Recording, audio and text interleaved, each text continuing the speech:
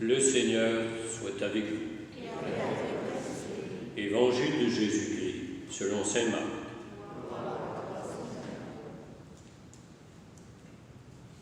Le premier jour de la fête des pains sans levain, où l'on immolait l'agneau pascal, les disciples de Jésus lui disent « Où veux-tu que nous allions faire les préparatifs pour que tu manges la Pâque ?» Il envoie 2 de ses disciples en leur disant « Allez à la ville. Un homme portant une cruche d'eau viendra à votre rencontre. Suivez-le. Et là où il entrera, dites au propriétaire, « Le maître te fait dire, où est la salle où je pourrai manger la Pâque avec mes disciples ?» Il vous indiquera à l'étage une grande pièce aménagée et prête pour un repas. Faites-y pour nous les préparatifs. Les disciples partis, allèrent à la ville. Ils trouvèrent tout comme Jésus leur avait dit, et ils préparèrent la Pâque. Pendant le repas, Jésus, ayant pris du pain et prononcé la bénédiction, le rompit, le leur donna et dit, « Prenez, ceci est mon corps. » Puis, ayant pris une coupe et ayant rendu grâce, il la leur donna, et ils en burent tous. Et il leur dit, « Ceci est mon sang, le sang de l'alliance, versé pour la multitude. Amen, je vous le dis, je ne boirai plus du fruit de la vigne jusqu'au jour où je le boirai de nouveau dans le royaume de Dieu. » Après avoir chanté les psaumes, ils partirent pour le mont des Oliviers. Acclamons la parole de Dieu.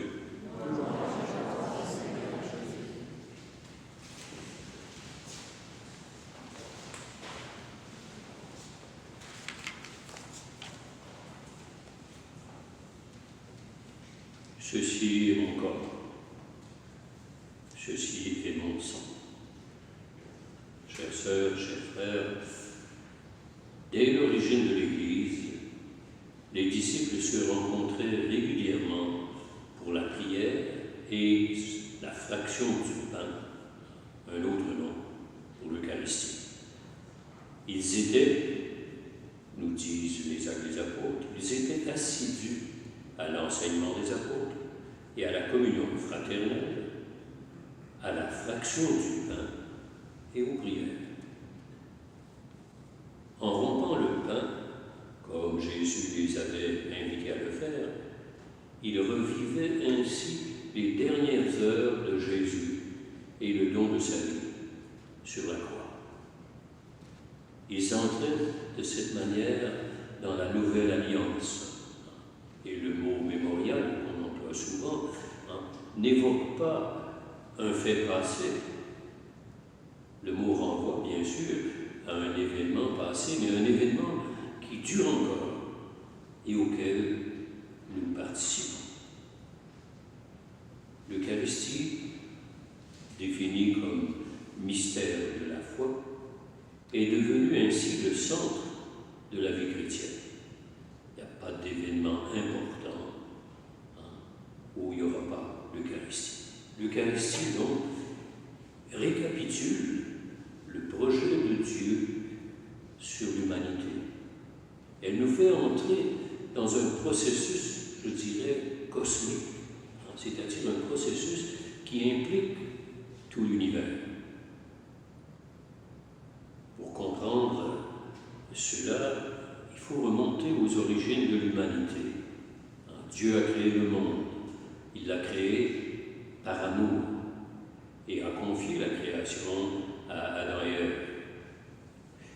Ils ont voulu devenir comme Dieu, ce qui est en soi un bel idéal. Nous pouvons nous souhaiter devenir comme Dieu. Sauf que ils ont tenté de le faire, mais sans Dieu, contre sa volonté. Et nous connaissons la suite.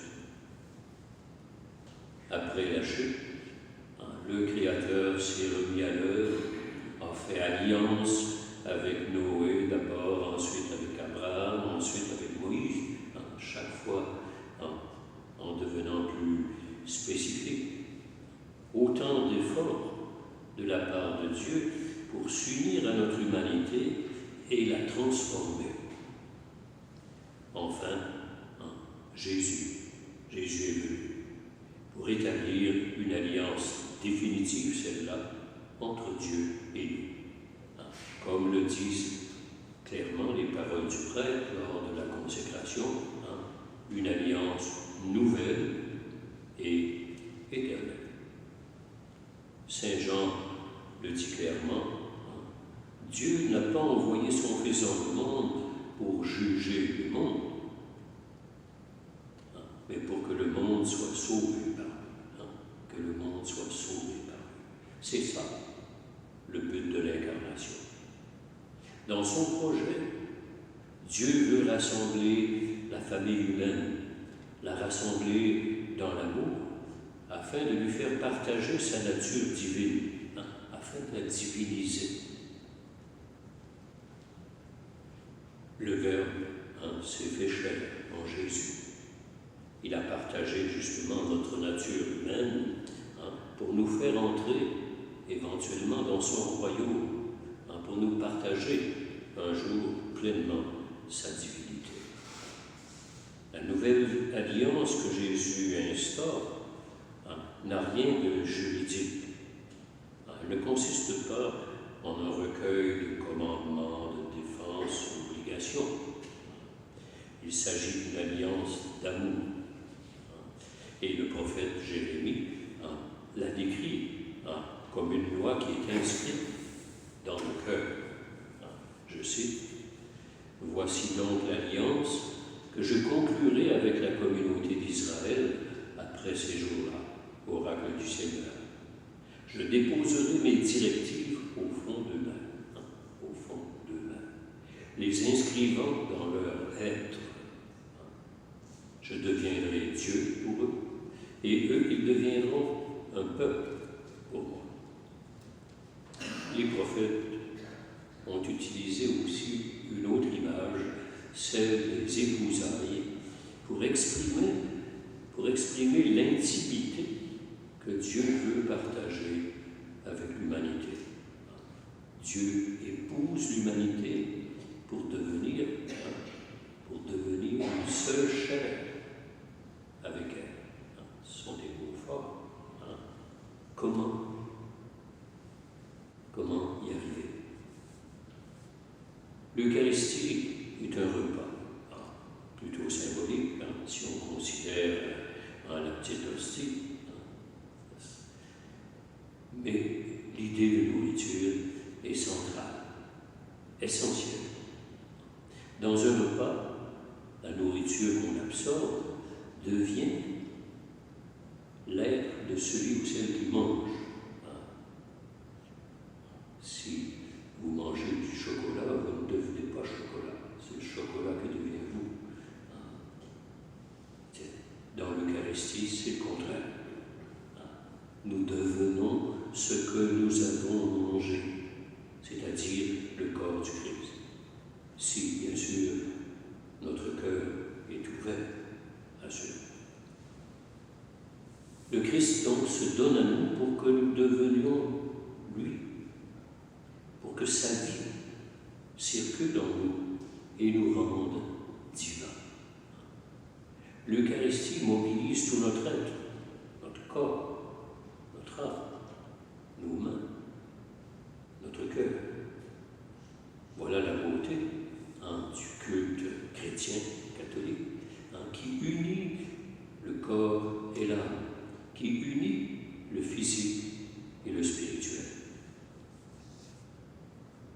Non seulement ce repas nous unit au Christ, ce qui est évidemment primordial, essentiel, mais il nous unit les uns aux autres pour former un seul grand corps, ce qu'on appelle le corps mystique du Christ.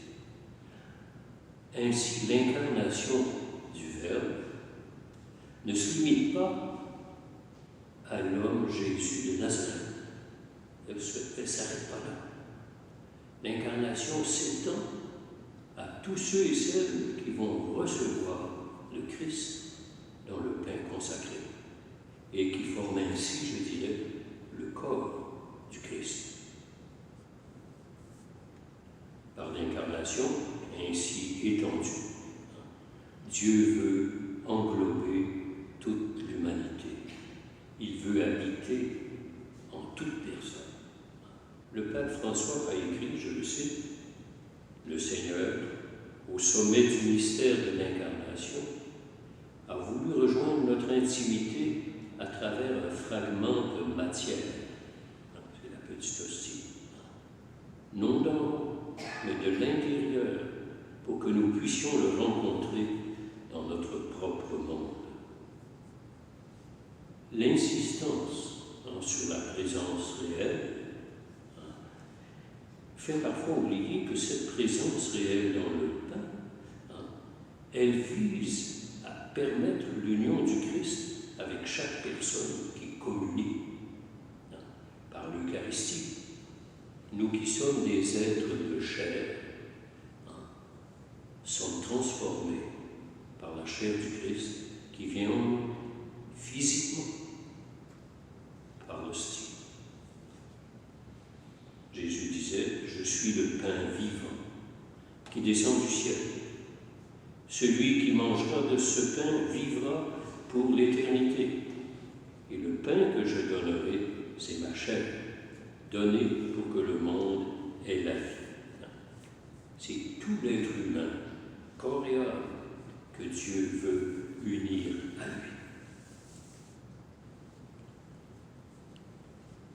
Le pain, comme le vin, c'est l'aboutissement du travail humain. Y ont contribué toute une chaîne d'intervenants. Le défricheur, le laboureur, le semeur, le moissonneur, le meunier, le boulanger. On peut allonger la liste. Le pain, c'est la nature humanisée. La nature humanisée par le travail des uns et des autres. Or, lors de l'Eucharistie, le travail commencé par les humains que nous sommes est à son tour divinisé. Dieu prend le relais de notre action pour transformer notre travail et le pain qui devient corps du Christ. Le pain est ainsi divinisé. L'Eucharistie révèle la grandeur du travail des hommes et des femmes. Nous avons déjà là un motif, je dirais, d'émerveillement, d'action de grâce. Ce que nous avons commencé par notre travail, Dieu le transforme en réalité divine. Et au moment de l'offertoire, on est habitué à la formule, au moment de l'offertoire, le prêtre dit « Tu es béni, Dieu de l'univers, toi qui nous donnes ce pain, il deviendra pour nous le pain de la vie. » C'est-à-dire que le geste du célébrant à ce moment-là englobe non seulement le pain, mais tous nos efforts, tout notre travail pour transformer l'univers autour de nous. Le pape François écrit, uni au Fils incarné, présent dans l'Eucharistie, tout le cosmos rend grâce à Dieu. Tout le cosmos. Et il poursuit dans le même sens. L'Eucharistie unit le ciel et la terre. Elle embrasse et pénètre toute la création. Le monde qui est issu des mains de Dieu retourne à lui dans une joyeuse et pleine adoration. C'est dans son encyclique Laudato Si. Cette réflexion nous fait voir la célébration de l'Eucharistie comme un moment privilégié pour apprendre à regarder autour de nous, à regarder les êtres, les choses comme venant de Dieu et destinés à y retourner une fois transformés. Un rappel que nous devons utiliser la nature avec respect et bien sûr avec gratitude. vertu. Et par solidarité, nous devons voir à ce que personne ne soit privé des dons du Créateur. Et Jésus nous en a donné l'exemple. Il dit, le Fils de l'homme est venu non pour être servi, mais pour servir et donner sa vie en rançon pour la multitude. Comme disciple, il nous trace la voie. Le Christ est mort, là-bas sur le calvaire, il y a 2000 ans. Il est mort, mais il est ressuscité, et il s'est manifesté à ses disciples pour leur signifier que la mort n'avait plus d'emprise sur lui. Il ressuscite encore aujourd'hui.